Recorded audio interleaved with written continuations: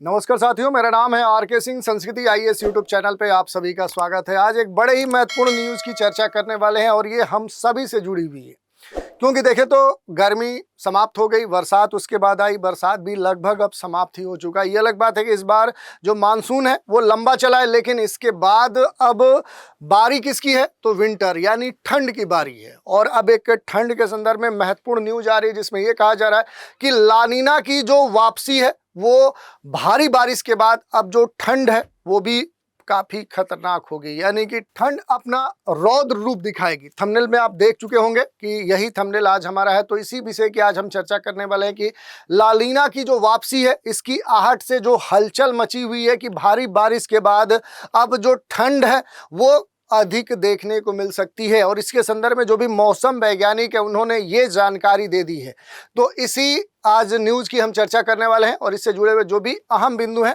उन पर भी हम बात करेंगे। चलिए देख लेते हैं कि आखिर न्यूज़ है क्या। तो न्यूज़ यही है खासतौर पे कि लानीना की वापसी के आहट से अब महत्वपूर्ण एक हलचल हो गई है कि चूंकि इस बार देखें तो मानसून अच्छा रहा है, बारिश खूब हुई है, इसके प्रभाव भी अलग अलग देखने को मिले हैं, कहीं पर खुशी तो कहीं पर गम, क्योंकि भारी मात्रा में देखें तो जो बाढ़ है, जो फ्लड है, इस बार भारत के कई सारे क्षेत्रों को प्रभावित की है। और इसी क्रम में अब जो नई न्यूज आ रही है, जो वैज्ञानिक हैं, जो मौसम से जुड़े हुए एक्सपर्ट्स हैं, उनका ये कहना है कि इस बार जो ठंड पड़ेगी, जो विंटर होगी, वो भी काफ़ी खतरनाक होगी, यानी टेम्परेचर इस बार काफ़ी कम होने वाला है। और इसी की आज हम चर्चा करने वाले हैं, क्योंकि अगर बात करेंगे तो मौसम वैज्ञानिकों ने इस बात के लिए चेताया है कि लानीना नामक जो जलवायु एक इवेंट है, जो परिघटना कही जाती है, इस साल भारत की सर्दियों पर असर डाल सकती है। खास तौर पे अक्टूबर से लेकर जो दिसंबर का महीना होता है, ये सबसे खास माना जाता है उत्तर भारत के संदर्भ में ठंड के लिए। तो इस बार खास तौर पे अक्टूबर से लेकर दिसंबर के बीच का जो पूरा समय है, ये सामान्य से ज़्यादा जो ठंड है वो इसमें देखने को मिल सकती है। अमूमन तौर पे आप देखेंगे जो सबसे खतरनाक ठंड होती है वो दिसंबर और जनवरी के बीच में देखने को मिलती है, लेकिन इस बार क्या है कि जो ठंड है वो पूरी तरह से अक्टूबर से ही शुरू हो जाएगी। ये बात वैज्ञानिकों ने कही है। और ये क्यों कही है, तो इसमें जो जलवायु अलग अलग परिघटनाएं हैं उनका प्रभाव देखने को मिल सकता है। और मानसून का मौसम अगर हम देखेंगे तो अब लगभग समाप्त हो चुका है पूरे देश के किसी भी क्षेत्र से, और सर्दियों की जो शुरुआत है अब वो एकदम से होने वाली है। सर्दियां नज़दीक आ चुकी हैं और इस साल ठंड बढ़ने की जो चर्चा है उसका जो मुख्य कारण है वो कौन सा माना जा रहा है, तो वो लानीना माना जा रहा है। इसके बारे में बेसिक जानकारी हम लेंगे कि आखिर लानीना का जो प्रभाव है वो क्या है। तो देखिए, लानीना और कुछ नहीं है बल्कि एक ठंडी जो जलवायु है उसी का इंडिकेटर मानी जाती है, एक प्रतीक मानी जाती है। और ये ठीक अल नीनो के क्या है, विपरीत है। पहली बात ये क्लियर हो। और इसे अल नीनो का जो एक ठंडा फेज है उस रूप में भी जाना जाता है, क्योंकि जो पूरा पैसिफिक ओशियन है, ये जो पूरा प्रशांत महासागर वाला जो क्षेत्र है, इसमें होने वाले जो भी वेदर के स्तर पे, जो क्लाइमेट के स्तर पे जो भी पैटर्न है, तो मौसमी जो पैटर्न है, उस पैटर्न में उत्तर भारत में नवंबर से लेकर दिसंबर वाला जो पूरा समय माना जाता है, ये नवंबर से दिसंबर वाला जो समय है इसमें अधिक जो पाला है, जो शीतलहर है, उसकी संभावना रहती है। और अमेरिकी राष्ट्रीय मौसम सेवा के जो जलवायु पूर्वानुमान केंद्र है उसकी अगर हम माने तो इस बार अक्टूबर से दिसंबर के बीच में जो लानीना है ये विकसित होने की 71% संभावना व्यक्त की गई है। और इसी कारण से कहा जा रहा है कि इस बार क्या होगा कि अक्टूबर से दिसंबर की जो ठंड है वो काफ़ी घातक होगी, काफ़ी खतरनाक होगी।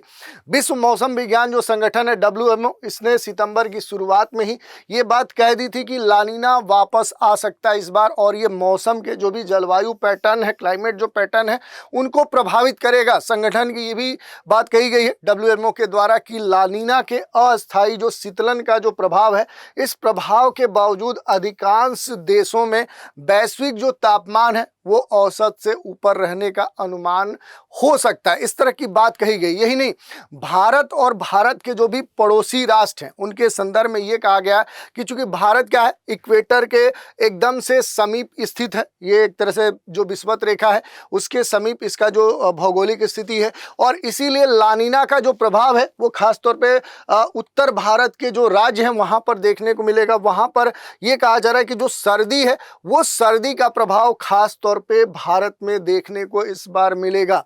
और यही नहीं, ये भी कहा जा रहा है कि इस बार भारत के जो भी कृषि वाले क्षेत्र हैं, आम जीवन जो असर है उस पर इसका प्रभाव देखने को मिलेगा, क्योंकि पाला और जो शीतलहर है उससे क्या होगा कि जो ठंड है ये और बढ़ सकती है। तो आम जनजीवन तो प्रभावित होगा, बल्कि कृषि क्षेत्र या अन्य जो गतिविधियां जैसे ट्रांसपोर्टेशन की बात करें वो भी प्रभावित इस बार हो सकते हैं।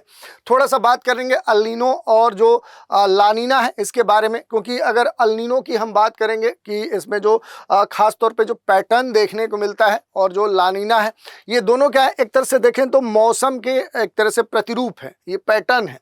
जो इक्वेटर अगर आप देखेंगे, जो विषुवत रेखा है, जो भूमध्य रेखा है, अगर इसकी अगर बात करेंगे तो ये भूमध्य रेखा जो पूरा इस क्षेत्र में देखने को मिलता है या विषुवत रेखा है, तो यहाँ पर जो ये पैसिफिक ओशियन वाला जो पूरा प्रशांत जो महासागरीय क्षेत्र है, इस क्षेत्र में समुद्र का जो तापमान है, जो समुद्र का जल है, उसका जो टेम्परेचर है, उसमें क्या है कि एक असामान्य रूप से उसमें परिवर्तन देखने को मिलता है। और ये अल नीनो और जो ENSO है, जिसे अल नीनो साउदर्न ऑस्किलेशन कहते हैं, उस साइकिल के ठीक विपरीत स्थिति देखने को मिलती है।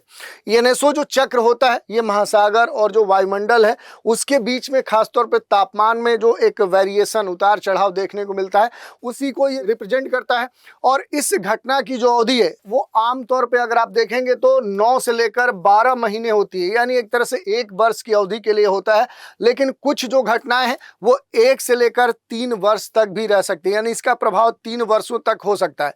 और दोनों घटनाएं अगर खास तौर पे देखेंगे, नादर्न जो हेमीस्फीयर, उत्तरी जो गोलार्ध है, उसमें सर्दियों के दौरान सबसे पीक पर होती है। तो इस तरह की जो बातें हैं वो भी देखने को मिलती हैं। कुछ महत्वपूर्ण बातों की अगर हम चर्चा करें, जैसे अल नीनो को अगर हम थोड़ा सा डिफाइन करने का प्रयास करें, तो जो अल नीनो वर्ड है, यही अगर वर्ड की हम बात करें तो इसका मतलब जैसे छोटा बॉय होता है, लिटिल बॉय होता है, ये स्पेनिश वर्ड के शब्द के रूप में लिया जाता है। और ये घटना मुख्य रूप से अगर देखेंगे जो ट्रॉपिकल रीजन है, जो भूमध्य रेखीय जो क्षेत्र है या पूर्वी जो उष्णकटिबंधीय जो प्रशांत महासागर वाला जो क्षेत्र है, उसमें जो सरफेस जो ओशियन वाटर होता है, जो सागर का, समुद्र का जो सतही जल है, उसमें असामान्य रूप से जो एक टेम्परेचर बढ़ने की जो बात है वही यहाँ पर देखने को मिलती है। तो सागरी जो जल है उसका जो तापमान है वो अपेक्षाकृत क्या होता है, अधिक होता है।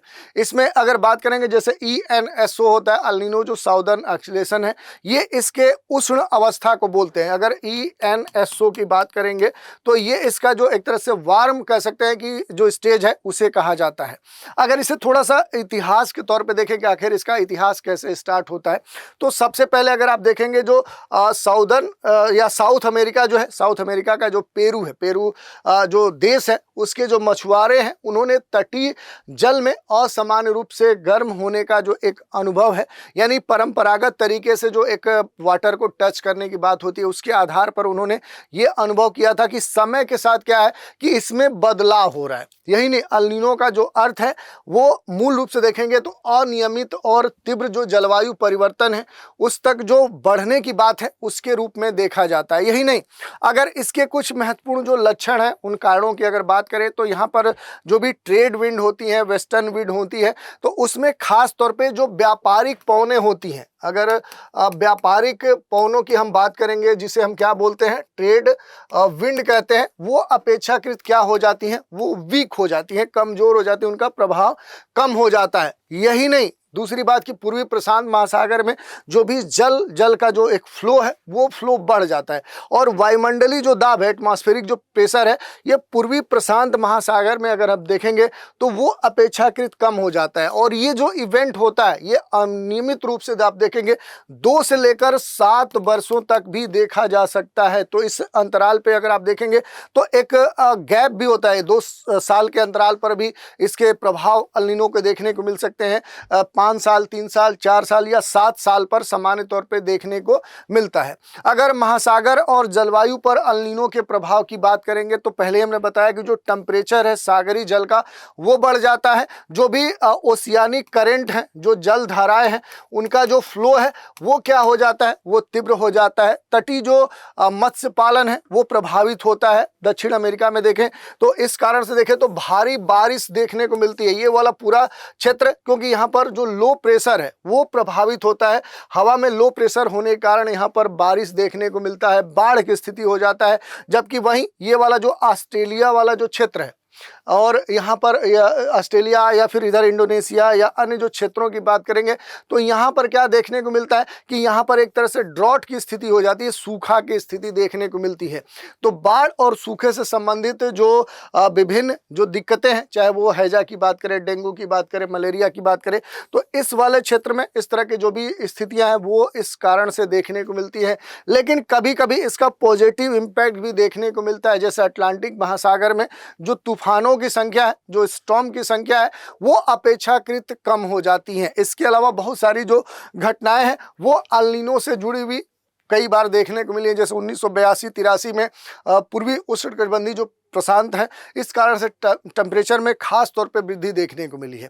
अगर इस पूरे क्षेत्र के अगर सुपरविजन की बात करें, निगरानी की बात करें, तो जो भी वैज्ञानिक है, जो सरकारी एजेंसियां हैं खास तौर पे, वो इस तरह के जो भी तथ्य हैं उनका इस्तेमाल करती हैं और महासागरी जो नीनो सूचकांक है, जो नीनो इंडेक्स होता है, उससे समुद्री जो सतही जल है उसके तापमान में जो एक डेविएशन होता है, जो विचलन होता है, उसका भी मापन किया जाता है। तो बेसिक तौर पे अल नीनो से जुड़ी हुई जितनी भी जानकारी है उसको हमने देखा, इसके जो भी घटनाक्रम है उनको भी आप यहाँ पर देख सकते हैं।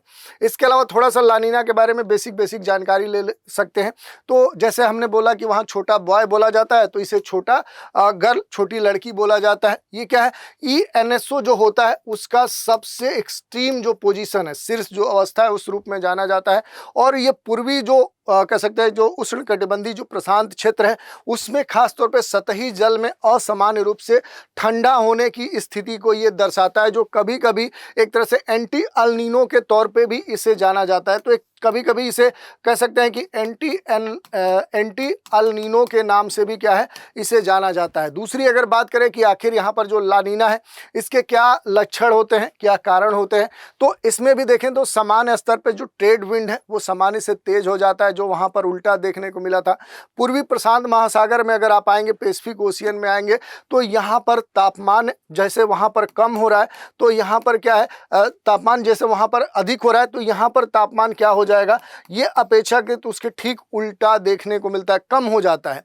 पश्चिमी अगर प्रशांत महासागर में अगर आप जाएंगे तो वहाँ पर सामान्य से कम जो वायुदाब है वो देखने को मिलता है, और इसी कारण से जो प्रेसिपिटेशन है, वो जो वर्षा है, वो खास तौर पे यहाँ पर देखने को मिलता है।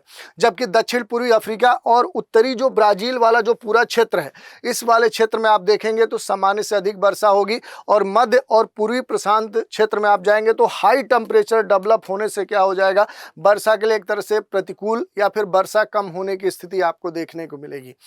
अगर लानीना के इम्पैक्ट की बात करेंगे कि आखिर इसका क्या प्रभाव होता है, तो ऑस्ट्रेलिया जैसे जो क्षेत्र है यहाँ पर जो वर्षा है, प्रेसिपिटेशन है, वो बढ़ जाता है।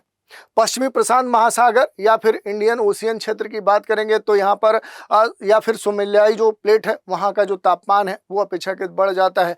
अगर पेरू की साउथ अमेरिका में आएंगे तो यहाँ पर अगर पेरू की हम बात करेंगे, पेरू में क्या हो जाएगा कि यहाँ पर एक तरह से सूखा की स्थिति देखने को मिलती है, और पश्चिमी प्रशांत क्षेत्र में भू जो स्खलन है उसकी संभावना बढ़ जाती है। यही नहीं, अगर उत्तरी अमेरिका की हम बात करें, नॉर्थ अमेरिकी कंटिनेंट की बात करें, तो उत्तरी अमेरिका में जो स्टॉर्म जो तूफान है उनका जो प्रभाव है या जो बवंडर की स्थिति देखने को मिलती है उनका प्रभाव बढ़ जाता है। यूरोप के अगर उत्तरी भागों में अगर हम जाएंगे तो यूरोप में क्या आपको देखने को मिलेगा, तो वहां पर जो कम सर्दी है वो देखने को मिलेगा, दक्षिण पश्चिम वाले क्षेत्र में अधिक वर्षा होगी। तो इस तरह की जो स्थिति है वो वहां पर देखने को मिलती है। इसके अलावा एक दो चीजें और आप देख सकते हैं, जैसे इसके जो अलग अलग इम्पैक्ट हैं, सामान्य जो स्थिति है नॉर्मल ईयर में अल नीनो का और अल नीनो जो ईयर होता है, दोनों में जो एक परिवर्तन देखने को मिलता है जो पैटर्न का, वो आप यहां पर देख सकते हैं। तो ये भी आपके लिए महत्वपूर्ण हो जाता है। अगर ENSO की बात करें और भारत पर इसके इम्पैक्ट की बात करें तो भारत में जो मानसून है उससे एक तरह से देखें तो कमज़ोर मानसून का ये एक कारण बन सकता है, क्योंकि यहाँ पर जो लानीना की हमने चर्चा की, तो लानीना जो है भारत में अधिक वर्षा, विशेष करके उत्तर जो पश्चिम बंगाल है या फिर बांग्लादेश है, वहाँ पर जो ठंडी है उसको प्रभावित करता है। कृषि अर्थव्यवस्था के लिए देखें तो लाभकारी भी हो जाता है, और साइबेरिया और जो भी दक्षिण चीन है उससे आने वाले जो भी ठंडे हवाएं हैं वो प्रभावित होती है। तो इस तरह की जो बातें हैं वो आपको यहाँ पर देख सकते हैं। शार्ट तौर पे अगर आप देखना चाहें तो दोनों के स्तर पे आप देख सकते हैं, जो भी एनएसओ है उसके स्तर पे जो भी ओशियानिक टेम्परेचर है, जो हवाएं हैं, भारत के ऊपर जो असर पड़ता है वो किस तरह से पड़ता है, वैश्विक जो प्रभाव है वो कैसे हो सकता है, इसे भी यहाँ पर हम देख सकते हैं। तो इस तरह से बेसिक जो जानकारी है वो हमने देखी। इसी चर्चा पर आधारित एक प्रश्न देख लेते हैं, अल नीनो और ला नीना किस महासागरीय क्षेत्र में घटित होते हैं? अटलांटिक ओशियन, प्रशांत महासागर, हिंद महासागर या फिर आर्कटिक महासागर? इस प्रश्न का उत्तर आपको हमें कमेंट के माध्यम से भेजना है। तो इस तरह से हमने देख लिया कि इस बार जो ठंड है वो अच्छी होने वाली है। तो इसके लिए अब देखने वाली बात है कि क्या वास्तव में जो वैज्ञानिकों ने घोषणा की है ठीक वैसे ही होता है। अगर होता है तो फिर हमारे लिए दिक्कत हो सकती है इस बार के सर्दी में। तो आज इसी न्यूज़ की हमने चर्चा की, इससे जुड़े हुए जो भी महत्वपूर्ण पहलू हैं उन पर हमने बात की। तो आज के एपिसोड में इतना ही। आप सभी हमारे साथ बने रहें, इसके लिए धन्यवाद।